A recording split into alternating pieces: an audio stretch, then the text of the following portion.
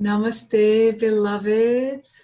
I am so honored and delighted to welcome you to our beautiful goddess talk for today, where I am joined by this magical, powerful, gorgeous priestess sister, Tracee Stanley, who is the goddess of Yoga Nidra. And today it is our intention to share with you this ancient, sacred practice tool that comes from the tradition of yoga, but is the goddess through this tradition that oftentimes can be a little taught to us in a bit of a more masculine way. And she has found her way, and she has found her way through my sister Tracee, who embodies her and teaches her in the most nourishing and inspiring way.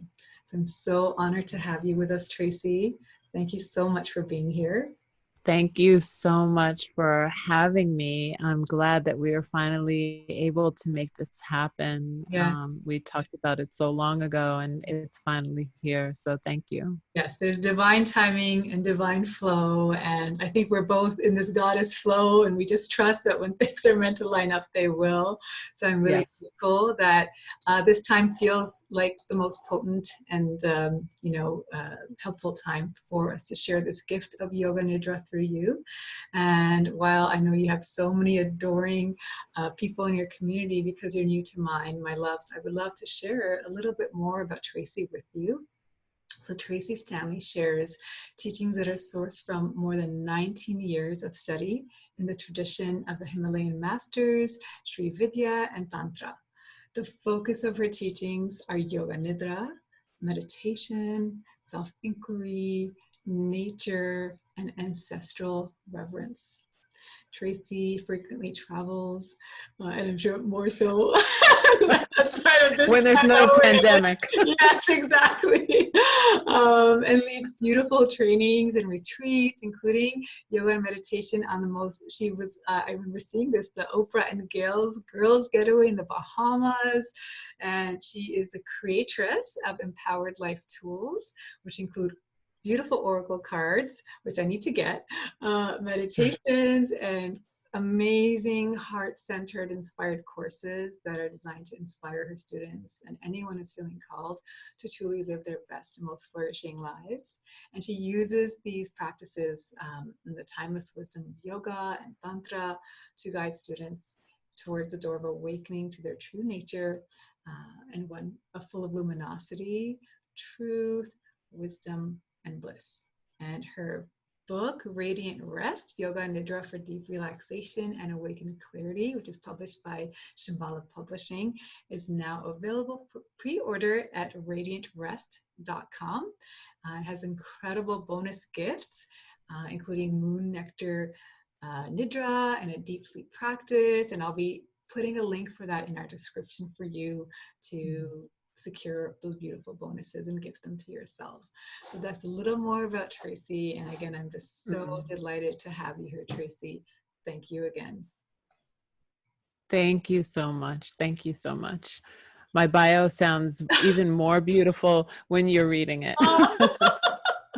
Well, that's something that I love about you and why I felt so called. So the intention of these goddess talks is really to honor the women that inspire me, that I've been following. And you have been one of those women, and you've done so gracefully in the Instagram space, which I personally, sometimes can feel challenged with in terms of how to present ourselves, where we are owning, our space, but like staying humble and focused on service and to the divine, however we express our gifts. And what I find is every post from you is like a cup of tea, which, by the way, I made a tea in honor of you. So this is chamomile, lavender, and rose from that I got in Egypt. Oh, beautiful. Just kind of connecting to even your African lineage, and I know you honor the ancestors. So, and it's just really, really nourishing. Thank you. But every post from you feels like a cup of tea. And I appreciate that. Yes, though you embody is, through your own tools and practices, you're one of those teachers. You literally radiate, you glow, everything you share glows, and it comes from a deep place of embodiment. And in our little talk that we had before, I shared how in my book, the goddesses that appear to me through it, they began to hover around women I follow. So this was Siege, who I showed to you, Yes. who is a Yes. Gnostic goddess of silence and stillness. Mm-hmm. She is the dark, deep void of emptiness through which all is birth. Mm-hmm. And when I feel Mm-hmm. into Yoga Nidra and her as she emanates through Yoga Nidra, this is what I feel. And Siege has shown me that you were it. You were the body temple vessel through which she was sharing her gift with us in the world.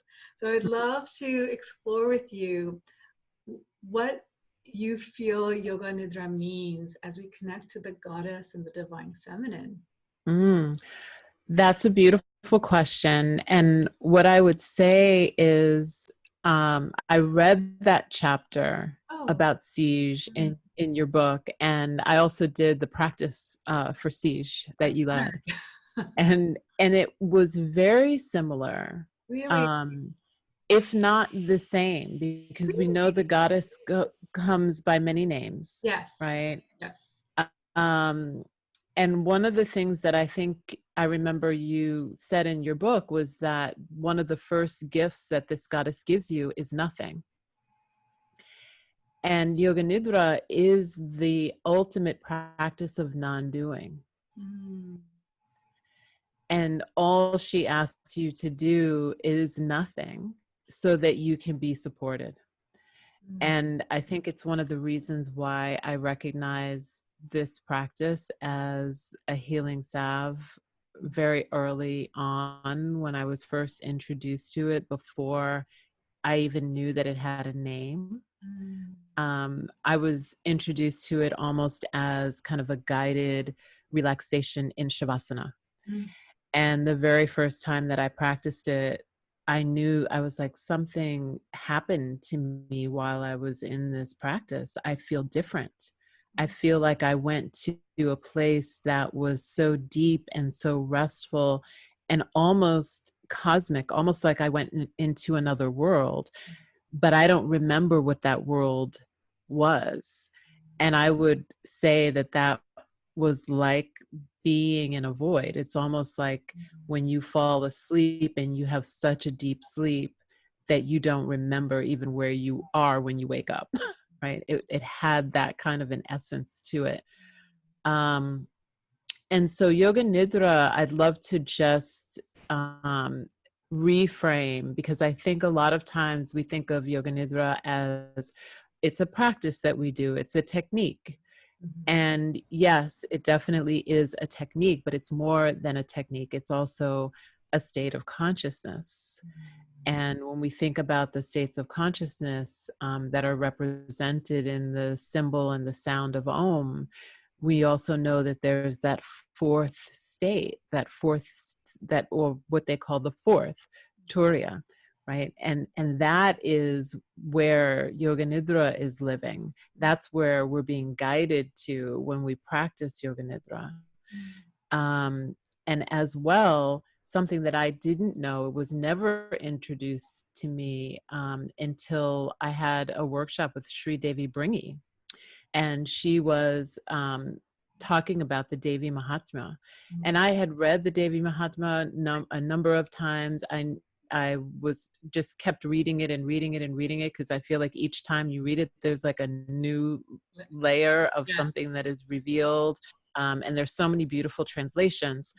And she started to sing the Devi Suktam to us.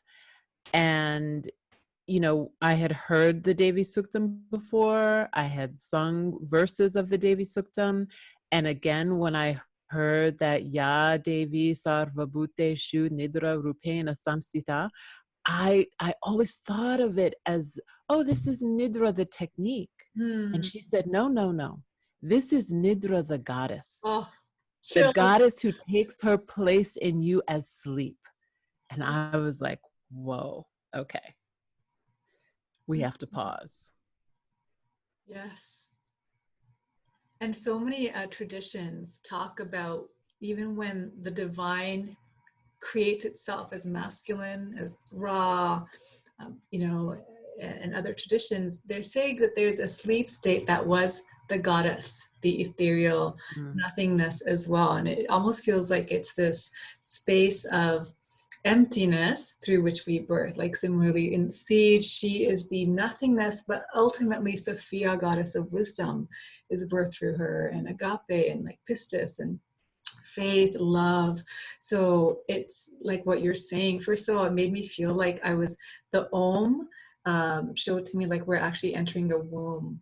And I know you also use the word nest a lot in your sharings, and I love that word because it just feels so supportive, creating a nest.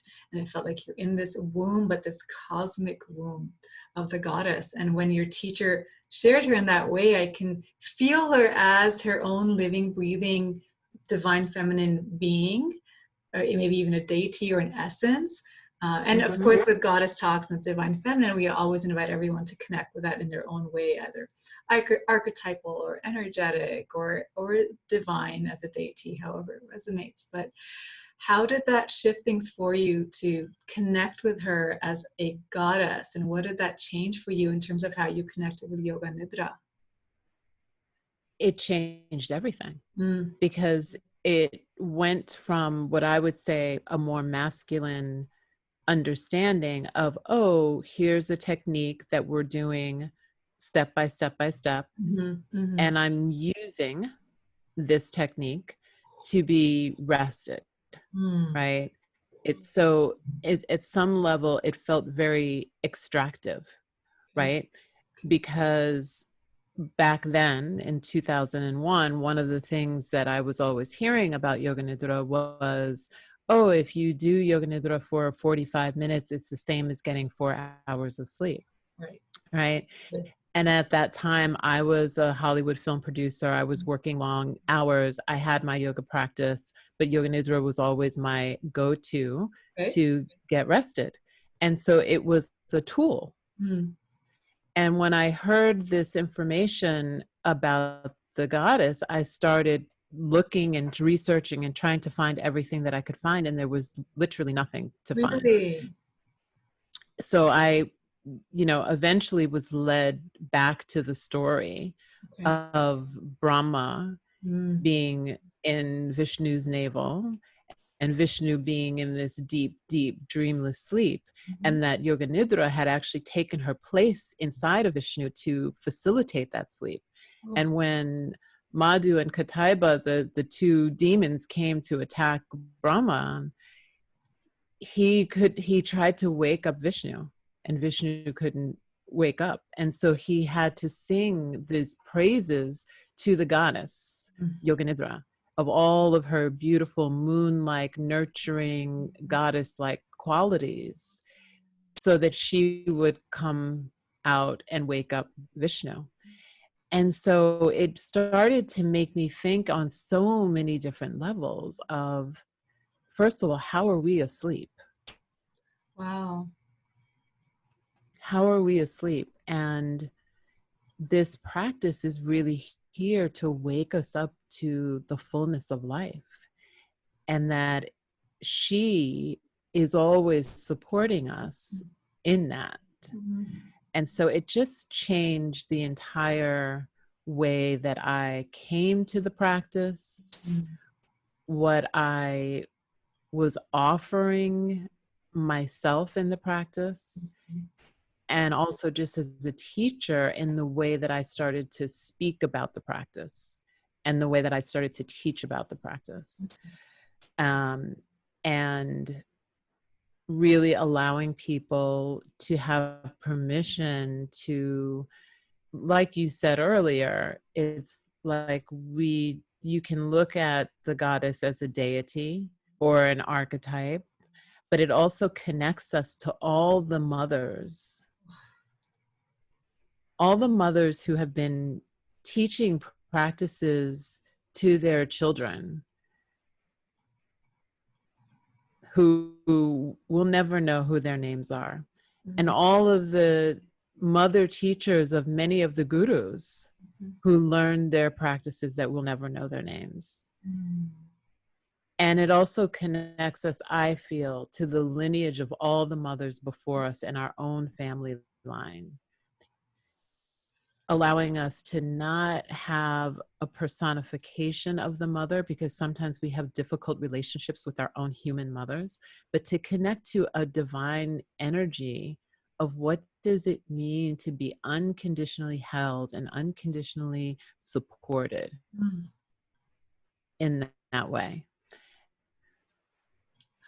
God, I just feel like my inner child got the sweetest, most nourishing hug by the mother herself. And what a, in my practice, I do a lot of work with women, usually on what's happening in their life right now as adults. But when we explore deeper, we know that it's the inner child that actually needs, she's the one who's not feeling safe, right? And there's things that we need to do to support her and let her feel unconditionally loved, witnessed, supported, valued, cherished, adored, safe and held, protected.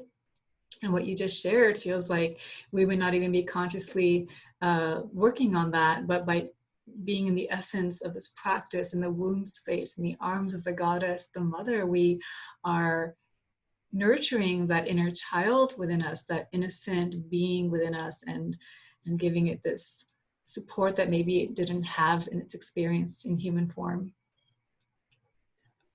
I 100% believe that to be true. One of the things that we know, or that we believe, is that we're taking a journey through the koshas as we do this systematic technique, right? Okay. Is that we start first with the physical body and releasing the physical body. And then we start to move into the pranayama and beginning to notice the body not so as much as gross material, but more as energy. And then maybe we start to become aware of the thoughts, and maybe thoughts or memories even start to arise. Beliefs, the roots of beliefs may start to arise. And so I believe that there is a lot of healing that can happen spontaneously in this practice. And also, if you have someone who is skilled in teaching the practice from an aspect of PTSD and trauma, like the IRES facilitators are, there's an opportunity for even more healing. Incredible. So yeah, I totally agree. Wow, I felt that so deeply. Just another gift of this sacred, I don't even want to call it practice, but the goddess, the goddess, Yoga Nidra as a goddess. Another thing that I have noticed and loved witnessing about you and how you embody Yoga Nidra and what it does for you is this manifesting from the feminine, right? So a lot of what we're taught about the law of attraction, even though the tools can be very sacred, visualization, and feeling it before it happens, it's still very it feels like you're still trying to manifest, feels very active, even when the tools can be spirit, even the mantra practice, like do your Lakshmi mantra to manifest abundance. It's like, okay, I'm going to do this, make this, right? And what Yoga Nidra feels like, and what I see it through you, is you seem to have this magnetism where you're constantly calling in beautiful opportunities to share your gift. And it's like this beautiful cycle, or rather a spiral, that keeps expanding, and you are at the center of it. I feel like you're just not in this beautiful dream state of nesting and resting and receiving and connecting.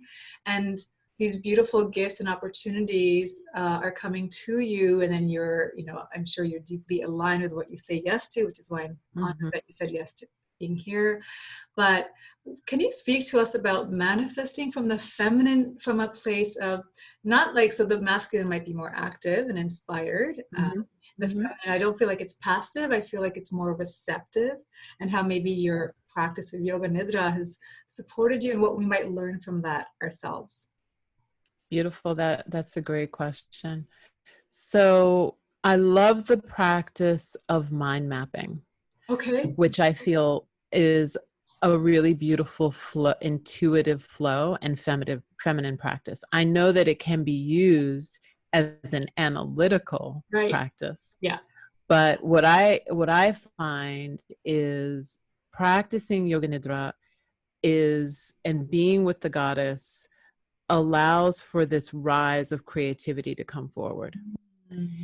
And so when I use the practices of journaling and mind mapping really just listening to Mm. what's coming through without trying to plan anything, just listening and writing it down. And then afterwards, noticing how do these things connect? Where is this message or these various messages that I'm getting leading me to? Mm. Because I'm being given some sort of instruction, Right. right? And it's a lot of times doesn't mean that it's time to act on it. Mm. It's almost like the time will be revealed when it's time to act on it. How I do don't you tune know into if that? you, So our listeners know, like, how do you tune into knowing, okay, I have this inspiration, this download, this sacred assignment, but it's not time yet. How do you stay so in tune to honor that? I feel like the practice and the goddess Mm. and invites us to stay awake to the transitions, Okay. right? That's one of the gems of the practice of Yoga Nidra, is that you're awake and aware during the transitions between being awake and Mm. dreaming and sleeping. And when we do that enough in a practice like Yoga Nidra, Mm. it happens, as my experience is, it happens when we're in the waking state. We start to notice the little signals and the signs that are saying, oh, remember this download you got, Right. now it's time. Okay. And I feel like that to me is really just being able to listen and to be comfortable being still, Mhm. because when we're in constant movement, Yeah. it's really difficult to listen. Right. Um, you know, I definitely had the experience during the beginning of the pandemic Okay. that it felt like downloads were just coming like Yes. waterfalls, Yes. right? Yes. And so I said, okay, these are coming like waterfalls. I'm just going to have a new journal, Wow. and I'm just going to write everything and do all the mind maps and put everything to the side. I'm letting go of this idea that anything needs to happen from any of this, and I'm not even going to look back at it. What Wow. I'll do is afterwards, when everything is in our new paradigm, Right. I will look back and Mhm. remember, because I feel like there were so many things that I don't think I would be able to remember, because now I have 2 books full of Wow. things written down. Incredible. And I also feel like we've been in this accelerated learning Yes. this classroom, Yeah. this global classroom of accelerated learning. So it's I feel like if we can be okay in not doing, Mm. not having to make something of something, it's almost like going back to the old ways, which I think people maybe were doing during the pandemic, is that people started going back to like canning and saving food and drying their herbs and putting herbs away because we weren't sure, Right. is there going to be a food shortage, what's going to happen. Yeah. And I feel like it's the same thing. It's Mhm. kind of like we take the gifts that we've been given and we place them in a sacred folder, and at Preserving some them. point later when they're needed, we're going to remember, if we're still and if we're listening, oh, now's the time Mm. for you to use this tool or for you to share this tool. So beautiful. And my loves for you listening, like I witnessed, Tracee, you do this, and I find like every offering that you have and every opportunity, it's just, it brings so many blessings to others. And we're sharing something of yours, your beautiful free Yoga Nidra series, and just how deeply it resonated. People were emailing me, DMing me, saying how much they loved it. So what Oh, you great. are called to share, then it just has so much potency, as opposed Mhm. to like when we're coming from a place of, and the masculine is really beautiful and necessary, and I feel like we need to have the sacred union of both. Yes. Like if we're only going by setting the goal, having the strategy, taking the action, without the goddess to guide us, to inspire, to nourish, to show us when to be still. And I feel this practice is important for our sisters and brothers, because there's just so much beauty when we can share from a place of embodiment and trust and flow. And it seems like in terms of experiencing the fruitfulness of this is that it can actually bring us, by doing less, we receive more. And then what we give has Yeah. even more impact. Yes, because we're giving from an authentic place. We're not giving from a place of it has to be done. It has to look like this. Yeah. You have to compete with this person. Right. You know, I've been in that world before, you know, of like, we have to have 25 movies this year that we're producing.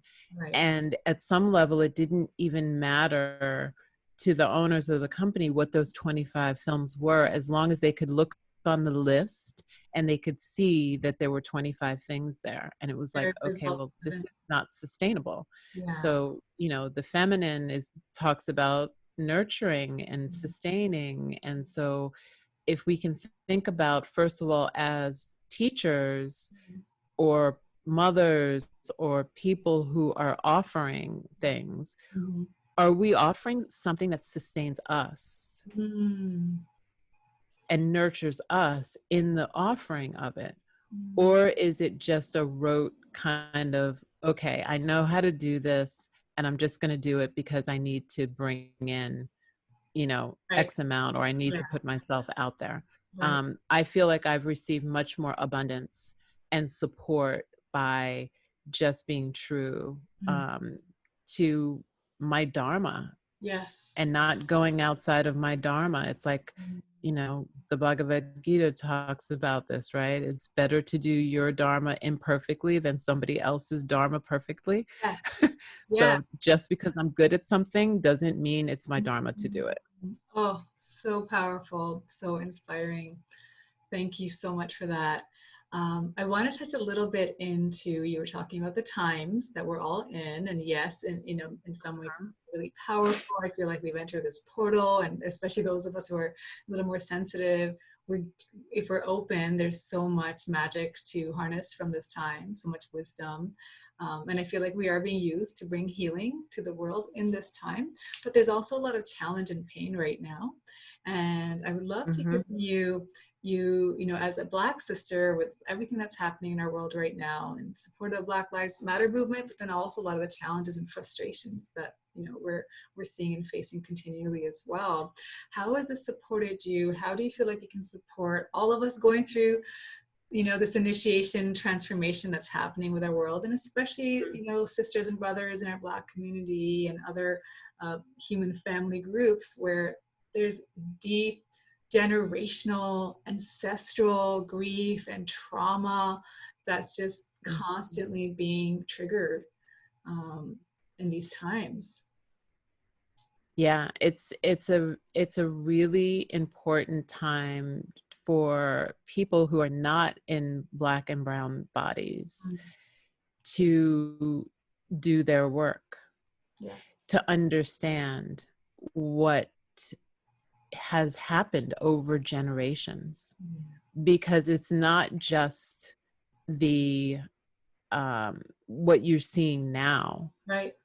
It's, you know, this has been going on for over 400 years, and it's even possible that some of your family members have been a party to this, and that it's so deeply rooted in you that you can't see it. So the first thing is to do your own work.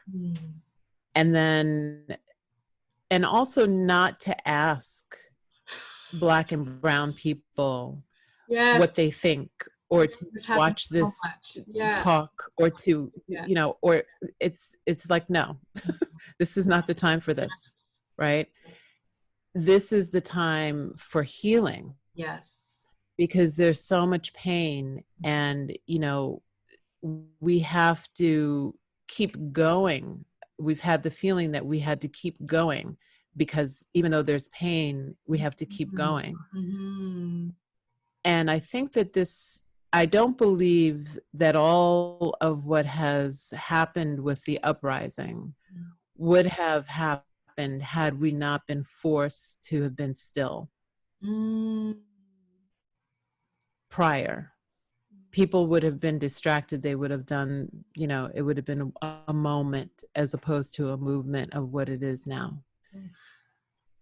And so the acknowledgement that a man had to lose his life and be murdered on video in order for people to pay attention, to me personally, is very, very hurtful and painful.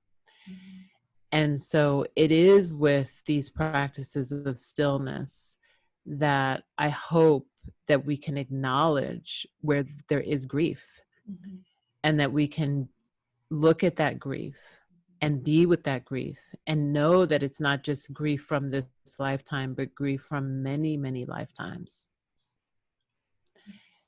And to be able to start to move into healing it with whatever practices are available. You know, there are wonderful teachers and wonderful books. I've been talking a lot about Resmaa Menakem and his book, My Grandmother's Hands. And he has 2 podcasts that he recently did on Krista Tippett's podcast on being, that are really beautiful talks to listen to, because it really puts things in context about what it means to have this kind of trauma in your body that we don't even realize has shaped every part of our body, every part of our immune system, and how it's even possible that the reason why COVID has taken such a hold on Black communities is because we were preconditioned because of all of the heaviness and the weariness of having had these 400 plus years of systemic racism, trauma, and violence against us. So I really believe that there are so many beautiful teachers that are coming forward. Yes. And there are people who have been doing this work for 30 years that have not been recognized, that now are being seen.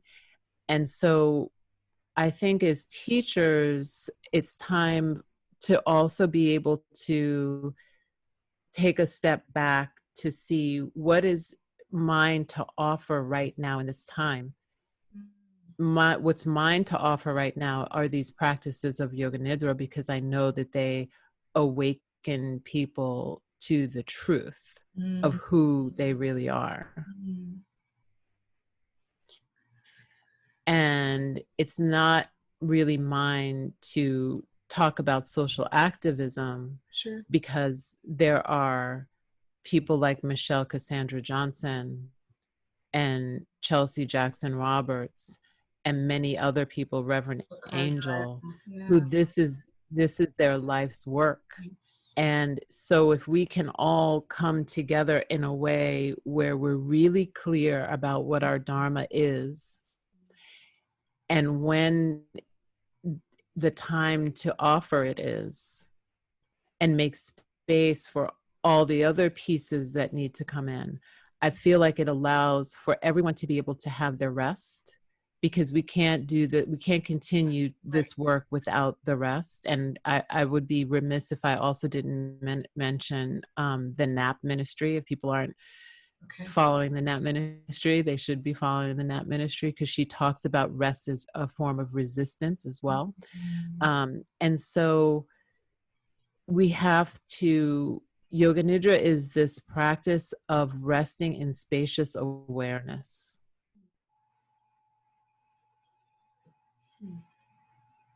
And that means that we have to be able to pause, we have to be able to regenerate, and then we also have to be able to move into the masculine when needed, that allows us to act from the knowing that we receive from the practice, that we receive from those places of pause and places of silence. So much wisdom and truth and power there, and just honoring you and thanking you so much for sharing that with all of us. These messages deeply need to be heard, and I'm trusting that they will be received by this community.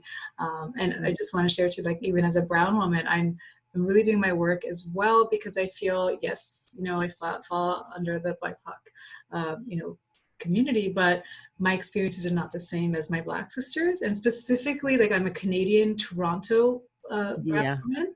My Black sisters here, we know we face challenges, But I know that my Black friends and sisters in America are facing just the history and the climate and the culture, very different challenges. So it's my responsibility to educate myself as well. So I feel like this is a responsibility for all of us to take on. And I thank you so much for this really loving and gentle reminder. I have another sister that I'm talking with in a different modality. She's a Black sister and priestess as well, about sacred rage and honoring that in these times too. And this is going to be a beautiful complement of like, we can have sacred rage, we can have sacred rest, we need to have and honor. Why I love the goddess is we have Durga and Kali, we have Sekhmet, Pele, like the volcanic energy of sacred rage that needs the fire that needs to burn, so that when that lava nurtures the oil and cools, we can create something entirely new. And it feels like we're in that process right now of like really needing to burn down the old and honoring both the sacred, overdue, necessary rage because of all this oppression. And in that process, still making sure, especially if like you're the ones who are going through it, that there's an honoring of nap as a rest, as a resistance, and then the tools that you're offering. Like, I'm just so grateful to you for being in your Dharma and sharing these practices with all of us, however we need them, whatever we're going through in our journeys and in this collective initiation and transformation right now. It's true. And what I also feel is that because, you know, we've had a lot to say over the years about Instagram and how much we don't like Instagram and how much we don't like social media. Right. But it's risen, I believe, to its most potent because we get to almost be in our own global retreat. Whereas, like, I would love to know the sister that you're talking about who talks about sacred rage. I've been reading Mama Rod Owen's book on love and rage and tapping into that. And so it's like, if we can tune into, okay, I'm feeling this rage right now. So for me, when I'm feeling the deep rage or grief, I'm dancing, I'm shaking my body, I'm doing something to, you know, move in some way. But if we can have all of these different tools then and be able to listen, we know when they're needed. Yes, exactly. We know when they're needed. Yeah. And that's really you. And I was laughing when you're talking about the dancing because, you know, you said you have my book. The Palais chapter is coming up soon, and she is a volcanic goddess, and I think you're gonna really love the ritual. Okay. So before we close, I would love from you know, just listening from you. You've talked about the nest, and we had this in our own conversation about how you've created a beautiful nest for yourself, and we sometimes say red tent. But I think it's so important for all of us, especially women with our high, you know, sensitivity in times like this, our body temples being so sensitive, or, you know, just dreaming or psychic gifts to be so amplified in these times. We need a little extra nurturance and self-care. Could you share with us, if people are curious and feeling into, they might not even know what Yoga Nidra is, and I realize now we maybe didn't even share exactly what it means, but how they can get started if they want to experience Yoga Nidra and create this Yoga Nidra nest for themselves, this little goddess red tent for themselves. Wonderful. Thank you. So Yoga Nidra is a technique of systematic deep relaxation. It leads you from the most gross to the subtle to a place of resting and spacious awareness. Yoga Nidra is typically kind of defined or translated as the yoga of sleep. But there's an etymology of the word that means to draw forth from the void. Oh, that's why so there she's all around you, and she's going. She's like, here's, she's there to draw forth from the void. It. So it's a practice that we generally do in Shavasana, although it can be practiced in side lying, it could be practiced sitting up against the wall. And the term Yoga Nidra nest was first introduced to me by Uma Dinsmore Tuli, who's the author of Yoni Shakti. Oh, beautiful. And it it was another one of those reframe moments, because up until then I had been practicing Yoga Nidra, maybe with a bolster underneath my legs, maybe with a blanket underneath the head, because That's so nice. which Yeah. is lovely. Yeah. And that, because that's how it was taught to me. Mm-hmm. And she said, create a literal cocoon like nest for yourself so that you can fully surrender into the arms of the goddess. Mm. And so Every woman needs this. every woman needs this. Every woman needs this. And as a teacher, what I noticed is that people were still skimping. When we asked them to create a nest, they were still skimping. So my suggestion is to create a nest for your most beloved, as though you are creating a throne for them to lie back on, and then get in. So you can add anything from your, faux sheepskin to blankets, to a weighted blanket, to your favorite shawl, to bolsters for your knees, bolsters for your ankles, blankets for underneath your neck. I mean, it's basically, you can just go to town on, there's nothing that's too extravagant. I love it when my students send me pictures of their Yoga Nidra nests. Oh, beautiful. Oh my God. I don't know how It's you the even ultimate place self-care. like that. It sounds so beautiful. And I love this tip that, sometimes, especially as women, we're givers and we're nurturers, and it's so easy and natural for us to create something beautiful for our beloveds, and maybe not skimp for ourselves. And thank you for that reminder and sacred invitation. And I invite all my sisters and brothers too, like, do this as if we were doing this for our beloved. How might it look different? And I think that's a pretty good practice as well, to gain insight. Like, if I were making it for myself, what I would do, let me do that. And now what would I do differently if I was doing it for my beloved?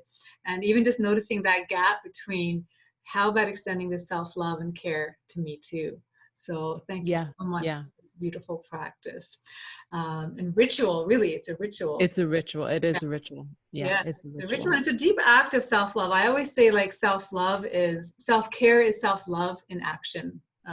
Like in practice. That's how beautiful. Yes. To me, what self-care really is. And self-love is not just like telling ourselves or feeling, but really like how we treat ourselves. And this kind of ritual would be such a beautiful, really honoring of the goddess within, and of the divine within. So who would not feel like a goddess with a nest like that?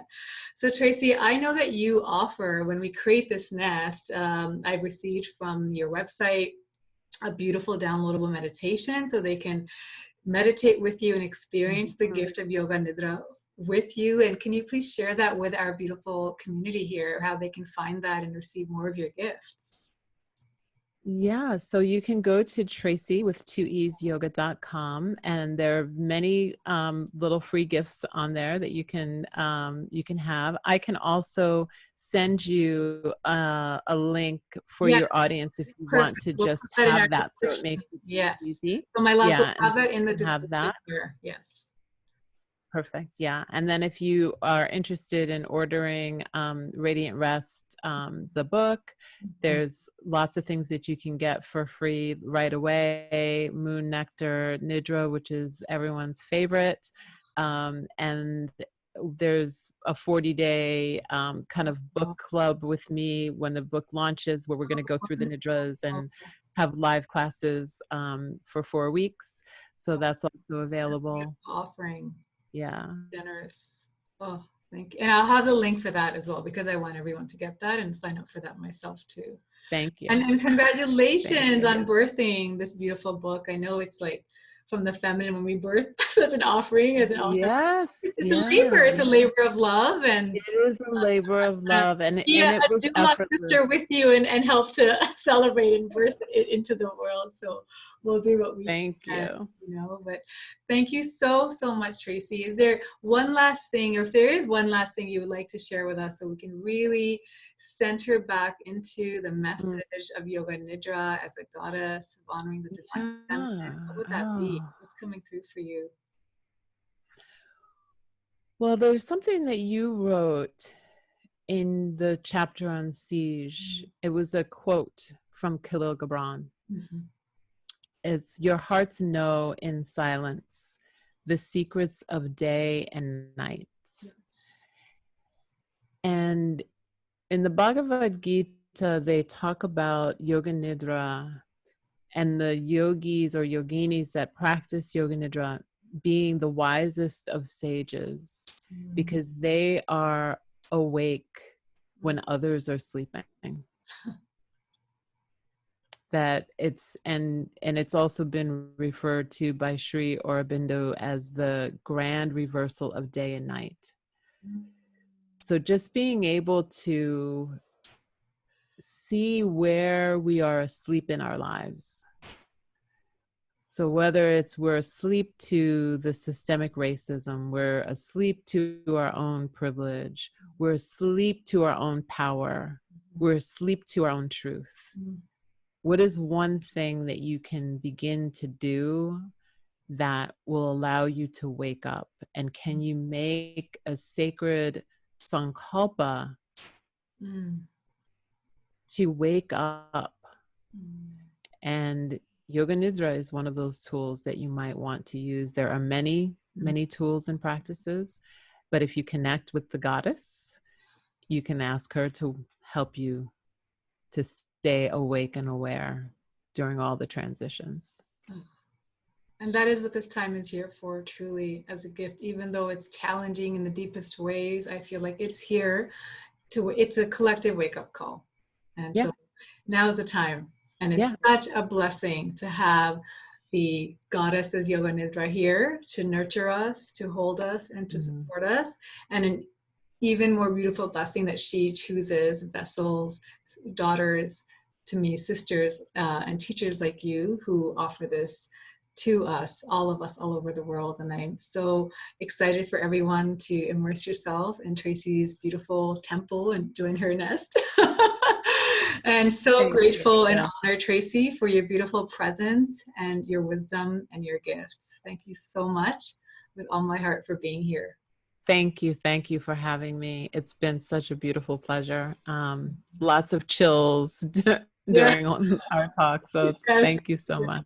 My pleasure. So, my loves, I hope that you enjoyed it. Please let us know in the comments your greatest, deepest inspiration that came through for you. And we're just so honored to serve you. And we pray that you are feeling deeply nourished and nurtured just by this sacred heart call, and that you will support yourself through the gift of Yoga Nidra with beautiful Tracee's gifts at her website, which I'll share with you in the description. So namaste, my loves. Thank you so much for being here. All my love. Thank you.